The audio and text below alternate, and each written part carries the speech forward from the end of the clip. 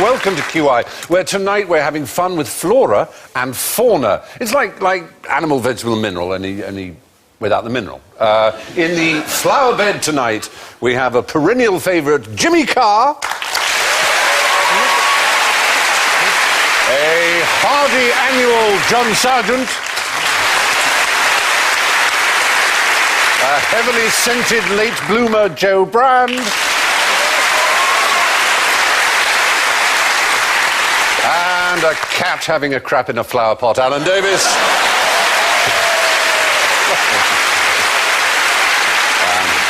But before we plunge into my arboretum and bestiary, let's go wild with our buzzers. John goes. Jimmy goes. Joe goes. And Alan goes.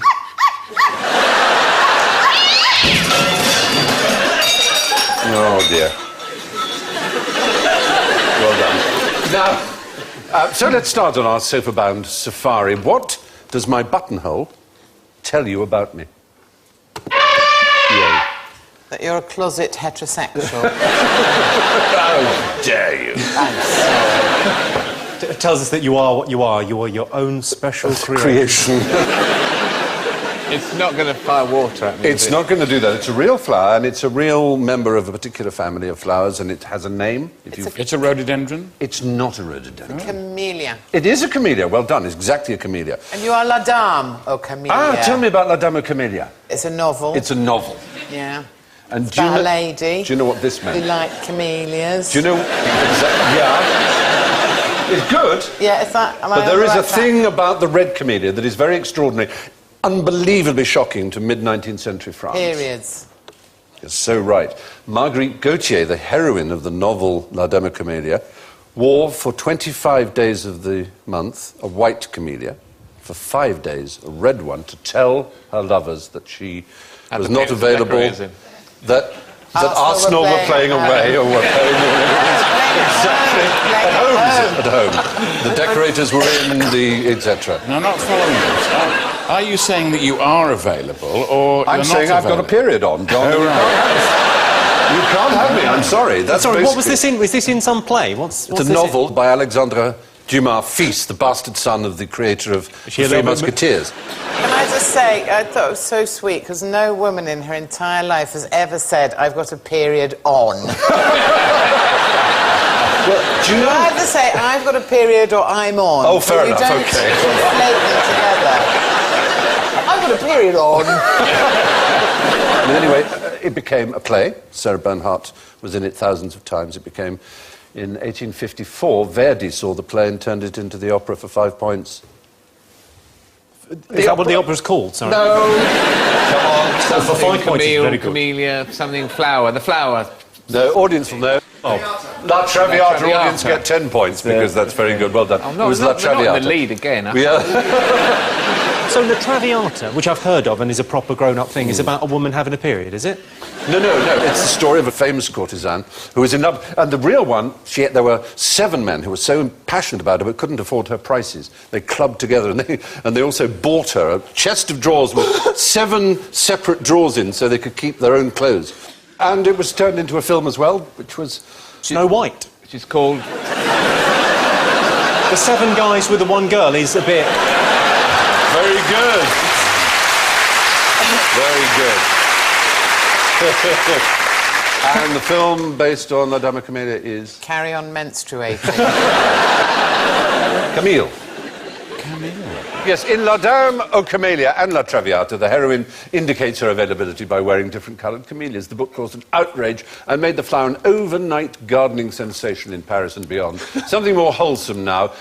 It's good news. Daddy is taking you to the Flea Circus. Which bit are you most looking forward to? What do you know about flea circuses? I had fleas in their flat once. Did you really? Rentokil quoted 600 quid to get rid of it. I found a bloke in the local paper who did it for 40. I don't know what you sprayed. You're not quite Cats are going like this for a few days. Well, do you know actually what the biggest destroyer of human fleas has been? Much bigger than pesticides. Yes, I know the answer to that. It's vacuum cleaners. You're absolutely right. Yes, it's they go woof, woof, woof, and the fleas don't like it. I think your vacuum cleaner may be broken if it's going woof, woof, woof. No. I think you might want to take that one back, get a new one. They're not specialised, these vacuum cleaners. And they kill lots of fleas, do they? Yeah. But the other thing you've got to know about them is that the back legs of fleas are incredibly powerful.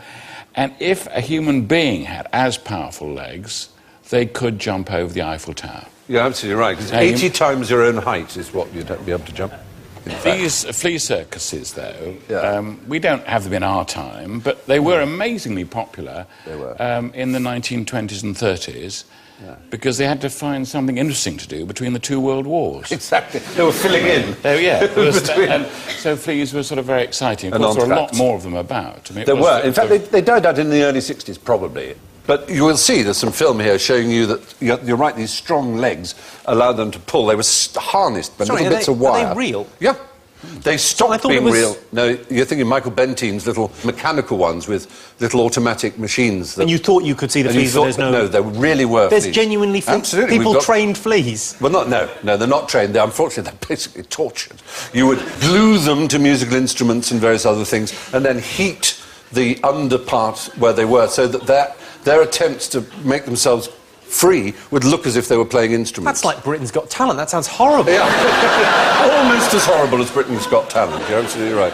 But let's see some film, if we can, Mr. Man in the gallery. Here we are. Why are they performing on his arms? They get fed with his blood. That's to show how small they are. I don't think that man needs a bigger face. Burn them with the sun. Oh, it's Ben-Hur. That's like Robot Wars. Why have they got a serial killer operating They've gone comedy. That reminds me of a very old joke. Are you ready for a very old joke? I'd love to hear a very old joke. Here is a very old joke. How do you build a flea circus? You have to start from scratch. Hey! Excellent. Is that stuck into the flea, or is it glued on? It's glued, or they make little wire harnesses for them. And, as I say, people like Michael Bentine then did these mechanical ones. He did one in a Royal Variety performance in the 60s. And that's when I first saw it, and I realised there were no fleas, and like you, I thought there was no such thing, and that it was just a sort of joke. But it was also part of that idea that you'd have freak shows, wouldn't you? You'd have all sorts of daft things. It's awful to raise this. You two aren't related, are you? Are you suggesting we're some kind of freak show? No, I just said that should be next to the flea circus, Joe.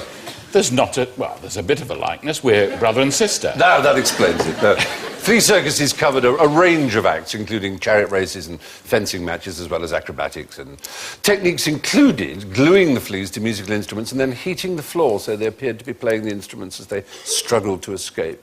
Now, what is the really odd thing about the only fish in the world that lives in a tree? Is it going to be an underwater tree thing? Like those little fish that can live in anemones because they're the only ones that aren't poisoned by them, that sort of thing?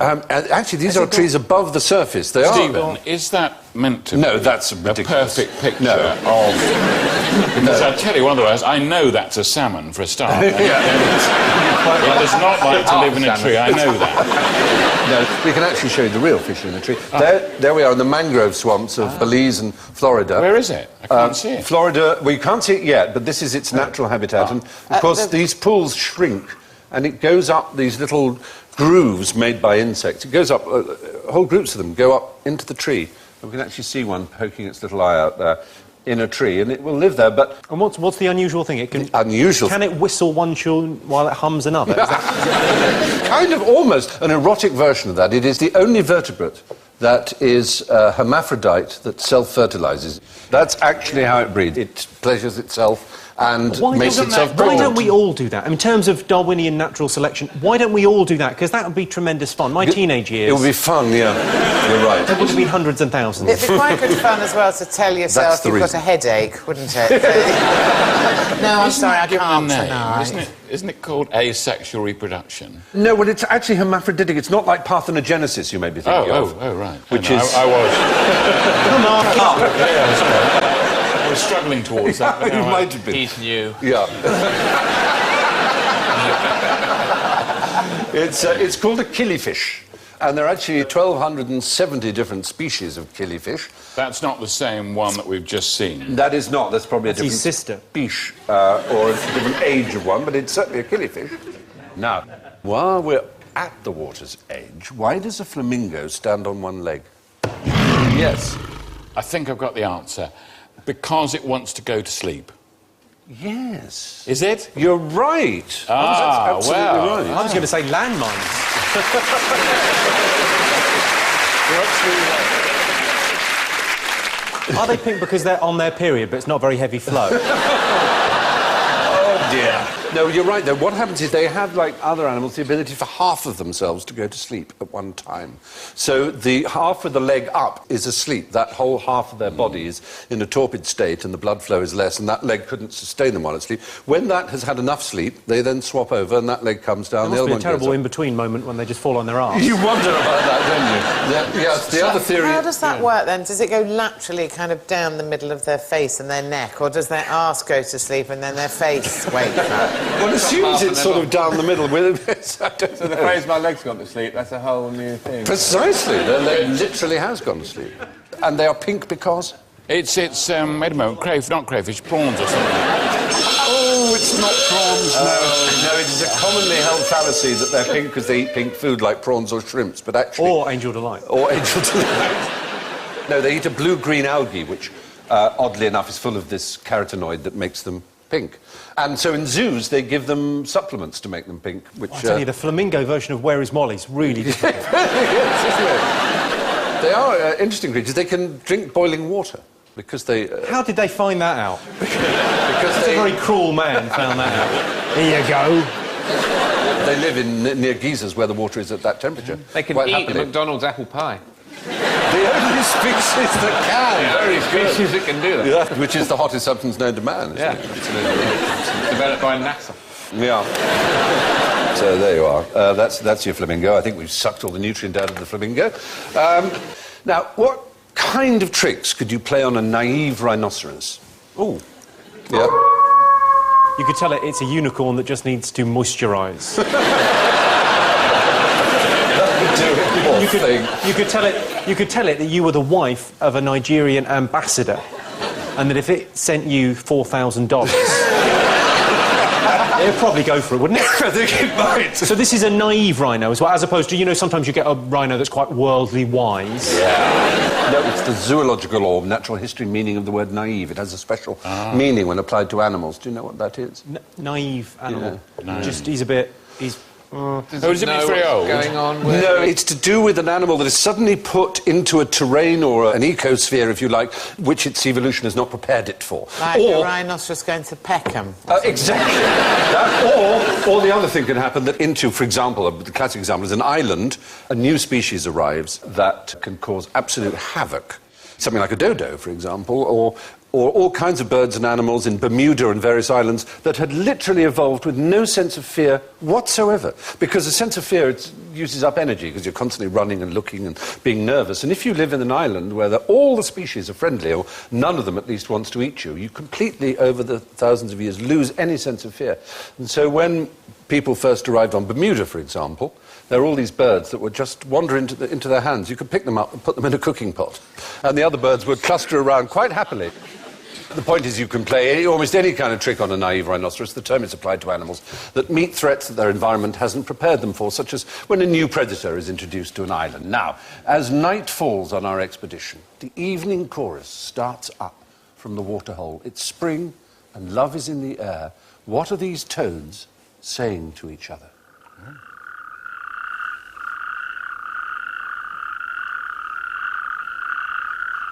Very repetitive. Yeah. These are natterjacks. And natterjacks, like a lot of toads, have explosive sexual engagements, if you like, when Not just toads. suddenly it's ready, and the male toad will jump on absolutely anything, animal, vegetable or mineral, but hopefully a female toad, but very often it will jump on a male toad and start That's humping okay too. away, which is fine. Yeah. But the male toad underneath often doesn't like it, and Well, you know, reach around. it makes a noise, and that is the noise you hear during the mating There was a season. boy at my school who used to catch frogs and skin them and let them go. Well, yeah, he let them go. Look on the positive side. Why have you always got to focus on the negative side? He was a Why did you do humanitarian. that? He said, it's amazing, you could see all their insides. Just one word comes to my head: Essex. I don't know why. There we are. I mean, He says it was a place. school. It was a Borstal. It's that is Well, cruel. he said he did that anyway. So you have to leave a little bit around their eyes. Oh, Yeah, you don't want to be cruel. So you're saying that the sound that we heard there was a lot of frogs Don't going... bugger me, I'm a bloke. So I just can't understand the idea that this toad would have evolved and it would have gone, well, OK, when the mating season comes round, just go for your life. Rather than trying to chat a girl up. it a seems froggy extraordinary. way. Do you know the difference between a frog and a toad? Spelling. Read. Very good. Do you know, you might as well be right. There's no definitive difference, to be honest. Generally speaking, toads have drier skin and they have drier lives, but essentially there is no real difference. My dog once, I used to have an Alsatian, and she came to wake me up one morning, which was unusual. Normally she'd wait for me to wake up. She came and she put her head under the duvet and pulled it off me like that. And I said, what are you doing? And she went to the bedroom door and looked at me. Did that. And then I got up and went, and she went to the kitchen door, still looking at me, and led me to a water bowl, which is by the back door, and she's looking at it and looking at me. And I looked at it, and there was a frog in it. That's so sweet. And it must have come in the back door like the night before, and then just found itself in the kitchen. And then it got in the water bowl and sat there all night with its eyes. With this huge dog's head. And he said, I'm going to go and get Alan. This is... The thing I love about that is the idea of the relationship of you and your dog being on quite a level... Yeah. Come and have a look at this, Alan. We shared a flat. The thing was, I had a walled garden. I don't know how the frogs got in the garden, but they did at the same time every year. The odd thing you're saying about this, every time this enormous quantity of toads are killed every year on the roads, about 20 tonnes of toad lose their lives. We're trying to make it less with toad tunnels. Do you know the reason that there's so many die on the road? They all cross at the same time. It's mating season. Yeah, they have ancient mating ponds that they have had for, it seems, hundreds and hundreds of years, and whether there's a road there or not, that's the way they've always gone. It used and to it's happen in Buckhurst Hill, in a pond in Buckhurst Hill near the high road, and people would go out with frying pans. Yeah, and help them hop across. into a frying pan, and then you just flip because there are scores of them. It combines fun with doing good. You couldn't ask for better. It lands on another toad, and it's all done. Did you hear a very extraordinary story in Hamburg in 2005 about the exploding toads? Vaguely, yes. What happened was, toads started exploding during the mating season. More than 1,000 toads, swollen to 3 times their usual size, crawled out of the water, making eerie screeching noises, and blew up, propelling their entrails up to a yard away. People immediately thought, well, it might be a virus or industrial pollution, but it turned out, do you know what it was the cause? Al-Qaeda. Suicide toads. It wasn't. Suicide toad. They were all fundamentalists and They go into a busy misguided. marketplace and splatter everyone with toad entrail. That'll learn you. Toad rights. It was crows. Crows had discovered how to fly in and, in one swift, efficient movement, remove the liver of the toads. They'd just go straight in and pull out the liver. Are these ninja crows? Yeah. What on earth are you talking about? They come in, they've got their little scalpel ready. No, they used their beak. And just, Yeah. what, in And through the mouth? The birds had worked out how to do that. With a single strike through the chest, they could remove the liver. The toad's defence mechanism did the rest. They puffed themselves up to intimidate their foe, forcing their intestines out of the hole that had been made under high pressure in a kind of fatal hernia. That's extraordinary. Oh, of course, the other thing about toads is it sometimes does rain toads, doesn't it? That does happen. It rained fish once in Knighton in Wales. Do you know that? Because what happened was there was like a mini tornado and it just picked a load of fish up out of the river and blew them along and then rained on the town. So that can happen. Do you know that joke about a librarian who sees this hen come into the library and the hen comes up and says, book? And It's definitely a hen. The librarian gives a book and tucks the book under her arm. And the next day the hen comes in and goes, book, book, book. And the librarian gives her 3 books. Puts them on her arm, puts away. The next day goes in, book, book, book, book, book. So 5 books. The librarian thinks, this is weird. I've never, ever known of a hen that's this fast at reading. And it's just extraordinary. I've got to find out what's going on. So she grabs her Macintosh and follows the hen out of the library into a house. And so she looks in through the keyhole. And there's the hen sitting on a bed, and there's a frog in the bed with a little thermometer in its mouth and a flannel over it, obviously not very well. And the hen is tending it and offers a book, and each time the frog goes, read it, read it, read it. Anyway, silly joke, but... I know, okay, what's this? Yeah? That's a seagull. Yeah. And what's this? That's a seagull coming back from the library. Very good. Can we hear my library joke? Go on. Man walks into a library, Yeah. says, fish and chips, please. The librarian says, this is a library. He says, sorry, fish and chips, please.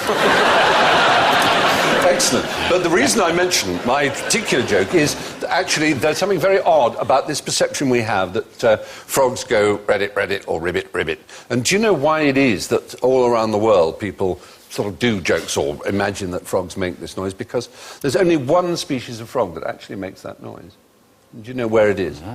Is it in Hollywood, California? Yes, it's the Pacific tree frog. And when sound came to movies and they wanted to start doing soundtracks to everything from Sanders of the River to Tarzan movies and anything that basically was an outside track, they sent a sound recordist out to record frogs, amongst other things, for their archives for sound. And all the frogs, all the way down the coast of the Pacific, sound like ribbit, ribbit, ribbit. And they don't in Africa, they don't in Europe, they don't in Central America, they don't in Asia. And so in all American films for about 30 or 40 years, when you would hear this ribbit, ribbit noise, and it became the sound of a frog. But it just happens to be, as you rightly said, 5 points, Jimmy Carr, in Hollywood, California. Anyway. The most common sound of a toad is get off, because it's the high-pitched croak of protest it makes when a male accidentally mounts it. Now, what's the worst that can happen in the middle of a fairy ring? Well, I'm not taking the blame. You know what, there's a time and a place for this sort of thing, and it's 10:30 Graham Norton show. Well, thank you for not saying sand in the Vaseline or something obvious like that. Oh, no, I'll get to that. Don't All panic. right. I'll talk over it. Can it be some sort of flora or fauna? Yeah. I'll wager. Oddly enough, it's neither. If it isn't flora, no, but it is a living thing. It's a living thing. And if it's a living thing and it's not flora or fauna... Leprechaun. Fungus. It's fungus. They're magic, aren't they, fairy rings? Fairy rings are said to be magic things. By in simple which people. They are, exactly, because fungus grows in these, or can grow in these circles. And when the mushrooms shrink back, you get discoloured grass in a ring as well. And you see it in some of them, the one in France, up to 700 years old. What's the thing that happens then? Well, there are myths and legends about it. For example, Joe Brandy, for a young lady... Well, I don't know why you're looking at me. I was trying to be gallant. It doesn't suit you. Fair enough. All right, then imagine a young lady, Joe I'll Brandy. try. Yeah, and apparently if she goes into a fairy ring on May Day morning and washes her face with the dew from the grass inside, she will turn into a hag. So are you saying, obviously, I've done No! that? I'm saying whatever you do, don't do that. It would be a terrible Don't go into thing. a fairy ring. Don't do that again. Oh, no! You see, that's mean. There are worse things that can happen to a fair young maiden these days, at the swings with half a bottle of cider. Yeah. Anyway, supposedly you might turn into a crone or get stuck in a time vortex, all kinds of superstitions. Actually, fairy rings aren't caused by dancing fairies, they are a fungus. Now, what use is a frog after a one-night stand? Yep. I think I've got the answer. I'm getting the spirit of this show. Yeah. It's about sex, isn't it? It kind of is. I did say after a one-night stand. There's some sort of natural morning after pill effect. No, not that. For 30 years, between 1930 and 1960, this was used by Western science in an absolutely serious way to perform a very important function. Do they turn a different colour or something if a woman's pregnant? It's not exactly that, but that is precisely the use they were put to as pregnancy tests. Not really? Yeah. They're pregnancy tests? They were pregnancy tests. A woman pees on that? No. No, a woman's urine is injected into it. How? With a needle. How No, else? OK. No wonder he looks so pissed. That's an African bullfrog, I think, but actually they use the clawed toad as much, or very... So hang on, that frog there has just had another frog on his back trying to bum him, and then suddenly there's a woman's pee being injected into him. He's having a horrible day. Well, the point is that it's a female clawed frog. If the woman was pregnant, the female frog, within 8 to 12 hours, would ovulate. It's as simple as that.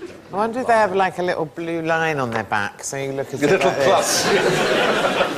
A plus or a minus, but it was a standard pregnancy The test. best way to test if a woman is pregnant is you leave it 9 months, see if it gets a flat. See if Yeah, that's a good test.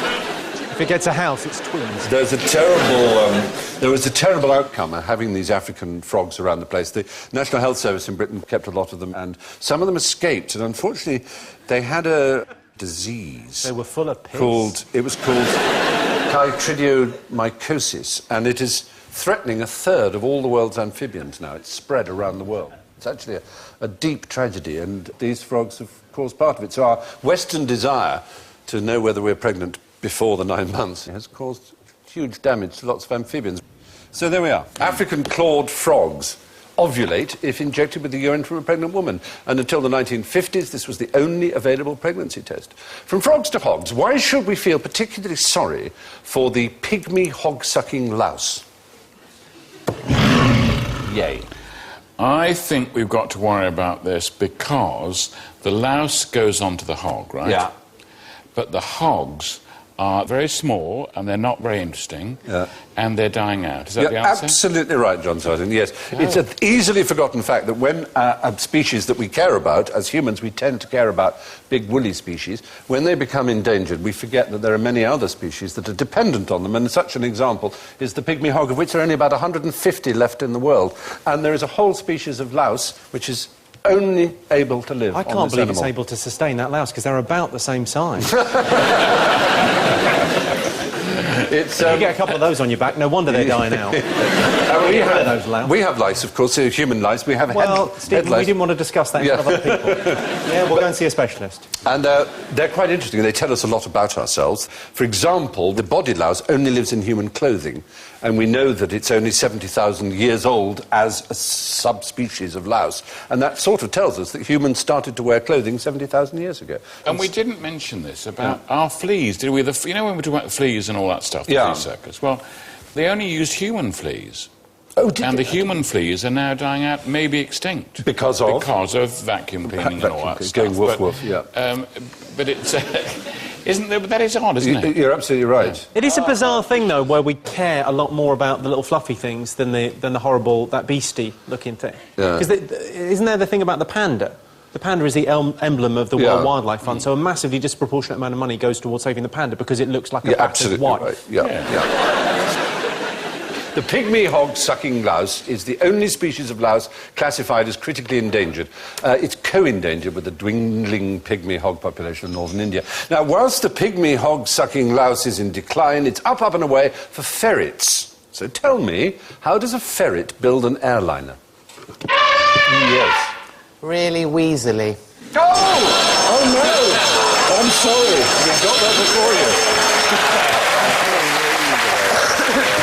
Oh, dear. If it's any consolation, I was seconds behind. Boeing used them. What? Sorry? Boeing used ferrets. To build a plane? To help build the plane, not to build the whole plane, obviously. They don't put that in the ads, do they? No. But they're not ashamed of it. And actually, they were used for the wedding of Charles and Diana, for the Millennium Party in the Park, for various... For looking for things? No. Their fur? No. Is it, you want to get something down a very long tunnel, you tie it tight to the... Brilliant. Yeah, absolutely. That's precisely what it is, Alan. Use it for wiring. It happily goes through the narrowest of spaces and it's encouraged, it comes out the other end and you've got the wire through the space. It was used by Boeing right up until the 1960s and... It's a brilliant idea. Isn't it? It's very clever. Anyway, they are now the third most popular pet in America after cats and dogs. They welcome you when you come back from a day's work, like puppies. They're very like puppies. Come in, Affectionate. Yeah, they're thrilled to see you. They're very pleased to see you. Do they run up your trousers, though? Well, the trouser business is interesting. I mean, there are people who claim that this is a Yorkshire sport of having ferrets in your trousers, but no one's quite sure whether it really is. It's become one, but it kind of started as a hoax in a famous interview that some old... It's always in sitcoms in the 70s. Exactly. Someone with a ferret. It's a ferret up your trousers, that's right. They're used now for pet therapy because they are very pleasing, friendly animals. You mean they sit opposite you on a chair and... talk you through your problems. And how does that make you feel? Yeah. And interacting with them apparently reduces your stress hormones. It's helpful for the elderly, the depressed and children recovering from severe illnesses, and they're used for that. So, get a ferret. And so once more, we plunge ferret-like into the black hole of general ignorance, fingers on buzzers if you would. What's the fastest thing in the natural world? Alan. Blue whale. Every time! Every time. It's never going to be blue whale, is it? It's never going to be blue whale. Any other thoughts? The fastest thing in the natural world, yeah? Cheetah. No! Oh, I know. Come here. In the natural... It's going to be alive. Is it something like a cheetah, but that's not? No, it's not an animal. It's a flower. So you're on a road and suddenly it overtakes you? No. Blimey. We're talking ejaculation. We're talking, again, sex. It's the sex obsession. What do they do? Sorry, the fastest thing on Earth. Is this a personal slight at me? Because I'd had a very busy week. No, it's not. It's not that. It's a flower called the white mulberry. And it pushes out its pollen at half the speed of sound, Mach 0.5, which is over 350 miles per hour. Gosh. It's the fastest thing in biology. Nothing moves faster. But what about an aircraft? Oh, yeah. In biology. Well, what about a naturally reared organic aircraft? Yes. Yeah, Anyway, made out of ferret. It's the Morus alba. And what do I have on me that owes itself to? Your flower, surely. No, something owes itself to the white mulberry that I'm wearing. Is it a silk tie? Oh, silk. Silk, of course, yeah. So there are thousands of them in China in particular, of course, where much silk is. The silkworm lives on the white mulberry leaves. But it pollinates, it pushes out its pollen at this astounding speed. Stored elastic energy in its stamens. Wow, so if you've got hay fever, you've got no chance of escaping it. You really haven't. It's coming out quite your a eye pace. out. Yeah.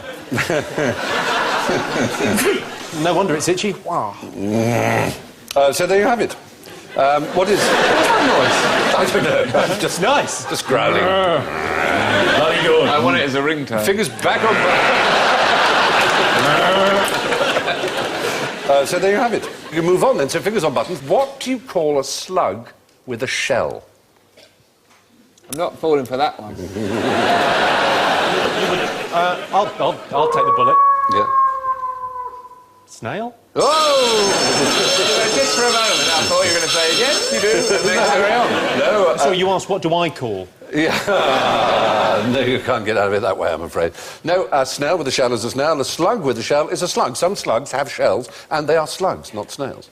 They have vestigial snails, small snails, it's sort of vitrified snails like the glass slug. And slugs we think of as being sort of shellless snails, but they can have little things on them. They eat each other's slime as an act of foreplay. And then afterwards... So do I. Yeah. Carry on with this. Does the female then bite off your penis? Huh? Well, a nibble's not going to hurt you. Yeah. We can but hope. They're obviously terrible garden pests, but they are, after insects, the We most... used to live in our kitchen when we were students, and there'd just be trails across the floor in the morning. We didn't do anything about it. No, actually. It just had bits of cornflakes stuck carry into on. it. Yeah. There are 37,000 species of gastropod. After insects, they're the most common class of animal on the Earth. 37,000. Okay, write that down. Yep, if you would. I'll be testing you next week. Yeah. How do peacocks impress the ladies? Again. This traps... Yeah? By doing the thing. By doing the... No, that's not... So what? what? I don't know what you're saying. Should I say to the female peacock, how do you like your eggs in the morning? Protected from foxes. It's good that you've avoided our trap, because you're right. You'd think it was fanning. I mean, there they are. Look at that. That's an astonishing sight. That's real. That's not made up. But some Japanese scientists at the University of Tokyo have discovered, much to everybody's surprise after a long study, that peahens seem to select peacocks according to other criteria. There seems to be... Sense of humour. Yeah, exactly. That's it. That's what it is. Personality, yeah. They're not. It's personality and sense of humour. It's not colour and drama. Were they filling in a questionnaire? Because often I find they say that, but when it comes down to it, you think it they may go be a much that. bigger, sort of hunkier guy. They took 7 years to do this, and they observed 258 matings. It seems a very surprising result, but they've been wasting their time growing these tails, if we're to believe these Japanese people. So what did they do? They took their tails off. How did they experiment? I don't know how the experiment was done. They judged tail quality in two ways. First, by simply measuring tail length, and secondly, by taking photos of each male during the tail fanning display ritual, counting the number of eye spots. Next, they examined whether females chose mates with the best quality tails, according to those criteria. But that may not be the peahen's criterion, of course, exactly. I think it's dodgy research. I sort of agree with you, John. I think what we've got to do is to do the whole thing all over again and dress them in raincoats. That would do it. Anyway, what happened after Captain Cook shot an albatross? That is important. So this fella shot that fella. I can see why. He's looking right at him. That's Captain Cook, supposedly. Looks rather like Roy Dotrice, the actor there, for some reason, but it's Captain Cook. And the answer is they ate it.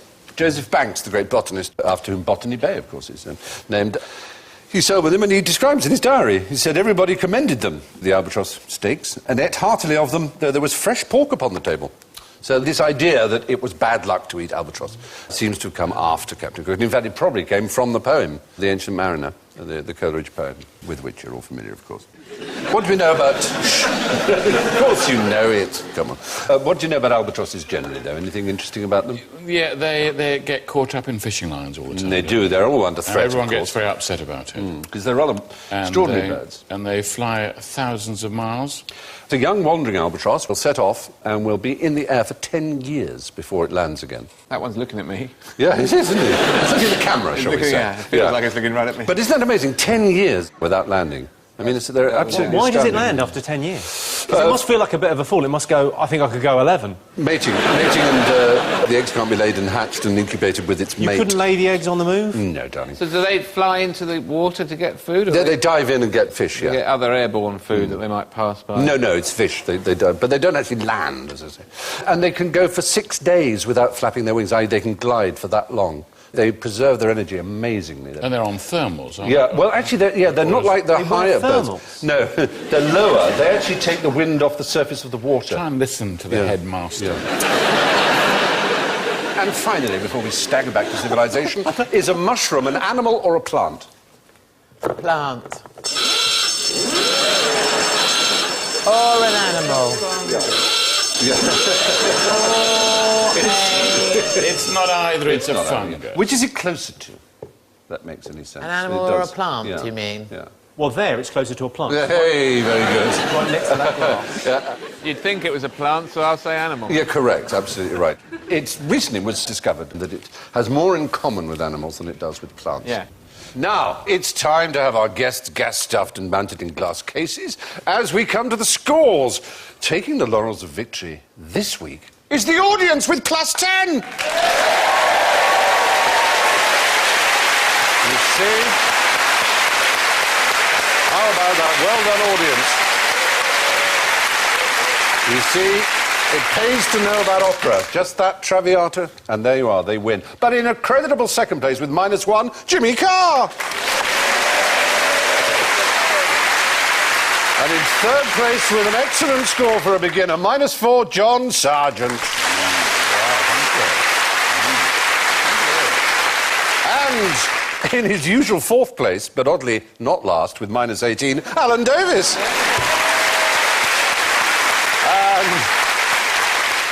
And in this F-Series, finally and fifthly, it's the filthily fabulous Joe Brown with -27.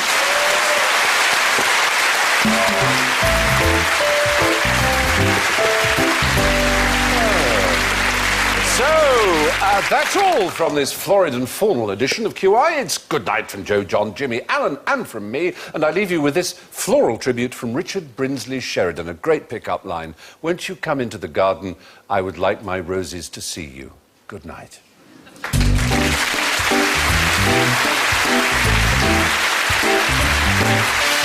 Last night, U2 recorded a special gig on the roof of Broadcasting House exclusively for the BBC.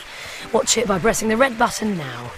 Margaret Thatcher's 10-year struggle into politics, Long Walk to Finchley, is next on BBC Two.